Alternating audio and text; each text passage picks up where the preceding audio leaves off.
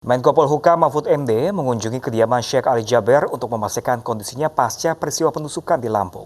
Mahfud MD berjanji akan memproses kasus penyerangan secara hukum dan tidak akan ada kaitannya dengan politik apapun.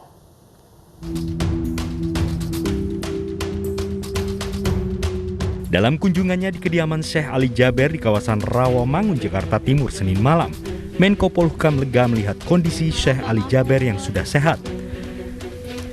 Mahfud menyatakan pihaknya akan terus memproses kasus penyerangan secara hukum tanpa dikaitkan politik apapun.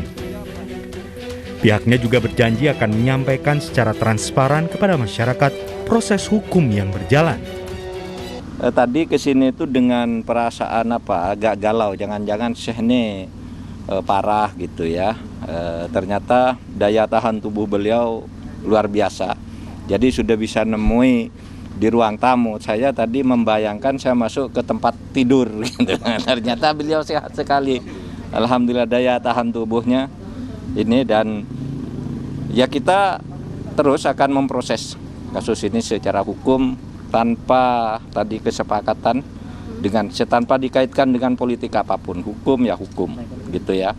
Nah, kita akan ini terbaru mungkin dengan pihak kepolisian. Sudah saya sebelum ke sini berangkat kita dapat laporan dari BAES, dari Densus, dari BNPT, dari BIN, dari Intelkam saya kumpulkan tadi.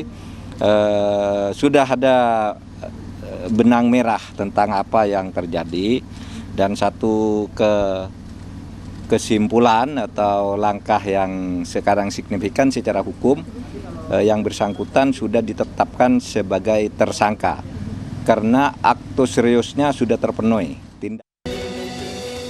Sementara itu ditemui di kediamannya Senin malam, Sheikh Ali Jaber menceritakan kronologi penusukan yang dialaminya. Terkait dugaan pelaku yang mengidap gangguan jiwa, Sheikh Ali meyakini hal berbeda. Menurutnya, pelaku merupakan orang yang terlatih dan memiliki sasaran yang jelas dan tidak mengidap gangguan jiwa. Ia meminta polisi dapat mengusut tuntas kasus tersebut dan bertindak dengan tegas. Hanya di saat kejadian ini mungkin karena terlalu jemaah padahal tidak terlalu ramai dibandingkan banyak titik-titik yang lain. Ini termasuk paling sepi lah dibanding titik yang kami datangi.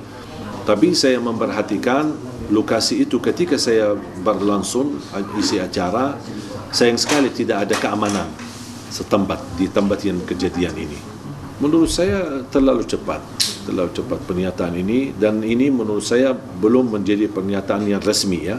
Masih hanya diungkapkan dan disampaikan, diperkirakan barangkali.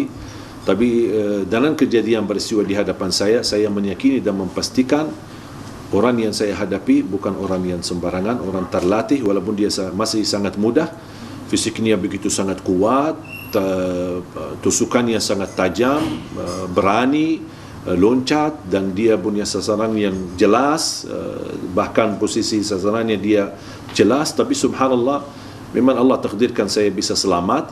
Mungkin saya bisa selamat dari hal yang lebih buruk, tapi saya meyakini dan percaya orang yang saya hadapi itu bukan orang yang mengalami gangguan jiwa. Kini polisi masih menyelidiki untuk mengetahui motif dari penusukan tersebut. Tim Liputan iNews melaporkan.